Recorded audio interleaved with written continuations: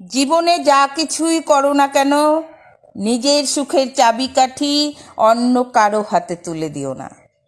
কখনো কারো ওপর এত বেশি নির্ভরশীল হও না যেন তাদের সামান্য অবহেলায় তোমার মন খারাপ হয়ে যায়। মানসিকভাবে কখনোই ভেঙে পড়ো না। তোমার মন খারাপ, ঘুরতে চলে যাও, বেরিয়ে পড়ো, নতুবা বাচ্চাদের সঙ্গে সময় কাটাও। দেখবে ম্যাজিকের মতো মন ভালো হয়ে যাবে।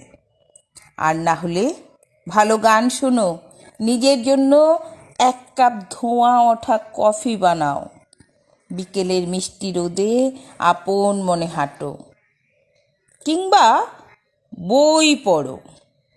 যদি কোনো সৃজনশীলতা থাকে তবে সেটাই হোক তোমার সঙ্গী।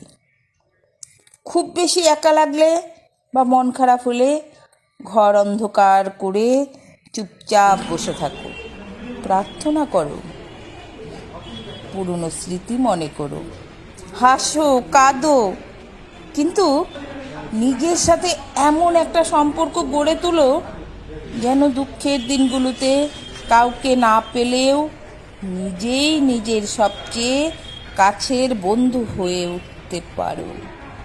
কি ঠিক বললাম তো?